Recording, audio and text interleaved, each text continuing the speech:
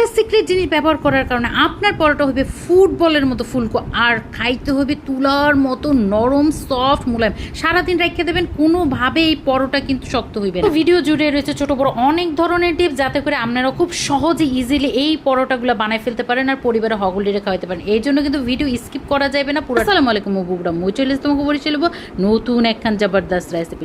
প্রথমে half cup পরিমাণে কুসুম গরম পানির মধ্যে দিয়ে দিলাম 2 টেবিল চামচ পরিমাণে চিনি, 2 টেবিল চামচ পরিমাণে গুঁড়া দুধ, হাফ চা চামচ পরিমাণে লবণ আর 1.5 টেবিল চামচ পরিমাণে সয়াবিন তেল। আপনারা চাইলে এই জায়গায় ঘি বাটার ব্যবহার করতে পারেন, কোনো সমস্যা নেই।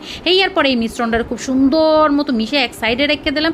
এরপর লাগবে 2 কাপ পরিমাণের ময়দা। তো আপনারা চাইলে কিন্তু এই রেসিপিতে আটা দিয়েও পরোটা বানাতে পারেন, অনেক মজা হইবে। যে সিক্রেট জিনিসটা দিতে আসি, এইটার কারণে পরোটা থাকবে সারা দিন ধরে সফট। মানে অনেক সময় পরোটা ভাজলে দেখা যাবে একটু পরে রাবারি রাবারি হয়ে যায়, আর এই জিনিসটা দিলে ওই রাবারি রাবারি টেক্সচারটা কখনোই আসবে না, তাদের সারাদিন পরোটা রেখে দিল। এইটা হলো বেকিং পাউডার দিয়ে দেবো 1 চা চামচ বেকিং পাউডার 2 কাপ পরিমাণে ময়দার জন্য। এরপর ওই যে মিশ্রণটা বানিয়ে রাখছিলাম সেইটা দিলাম, আর কুসুম গরম পানি দিয়ে যতটুকু লাগবে ততটুকু দিয়ে ডোটা বানিয়ে নিলাম। ডো কইরে এটারে রেস্টে রাখে, এতে করে কি হয়, ডোটা রেস্টে রাখার পর সফট ঠিকই হয়, কিন্তু আবার যখন নতুন করে লেচি কাটেন, আবার যখন ময়ান দেন, তখন কিন্তু এটা আবারও শক্ত হয়ে যায়, যখন রুটি বেলতে বা পরোটা বেলতে অনেক কষ্ট হয়।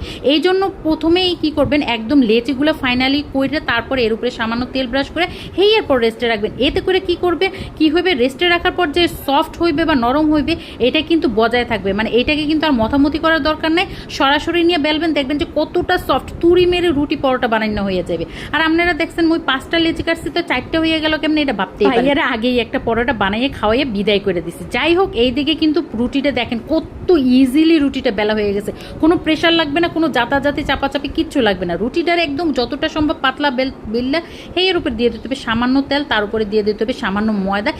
এরপর ওই যে মা দাদিগো যেরকম করে যে পরোটার ভাজ দেয়, ঠিক সেইরকম করে পরোটা ভাজ। আরেকটা জিনিস বললে যে যেইটা ভাজ দেবেন সাথে সাথে সেইটাই বেলবেন না, প্রথমে সবগুলো ভাজ দেওয়া শেষ করে প্রথমে যেটা ভাজ দেবেন ঠিক প্রথমে সেটা বেলা শুরু করবেন, আর লাস্টেরটা লাস্টে বেলবেন। এতে করে মাঝখানের গুলো রেস্ট পাওয়ার সময় পাইবে, এরপরে কিন্তু বেলতে আর কোনো কষ্ট হইবে না। আচ্ছা, পরোটাগুলো কিন্তু খুব বেশি মোটা বা পাতলা করবেন, ঠিক এইরকম করে বা বেললেও বেলা হয়ে গেলে একটা ফ্রাই প্যানের মধ্যে বা কড়াইয়ের মধ্যে যার কাছে তাওয়া আছে সেগুলোর মধ্যে সুন্দর মতো ভাজবেন। প্রথমে তেল ছাড়া পরোটাটা এইরকম পর্যায় পর্যন্ত সেকে লইবেন, যখনই হালকা করে ফোলা শুরু করবে সেই পর্যায়ে দিয়ে দেবেন পরিমাণ মতো তেল, বাটার, ঘি, যার যা পছন্দ। এরপর দেখবেন যে পরোটাগুলো কীভাবে ফুললে যায়, উল্টাইয়া পাল্টাইয়া অগোলভাবে এটারে ভাজা লইবেন। আর এই পরোটাগুলো কিন্তু আপনারা চাইলে একটু ক্রিস্পি কম করে ভাজতে পারেন, বেশি করে ভাজতে পারেন। মানে আমার তো আবার ক্রিস্পি পছন্দ, মানে উপরটা ক্রিস্পি থাকবে আর ভিতরটা সফট। এই জন্য কিন্তু আমি আবার উপরটা একদম ব্রাউনিশ কালার করে ভাজা লই। আর এই কালারটা আমার কাছে খুবই ভালো লাগে, যার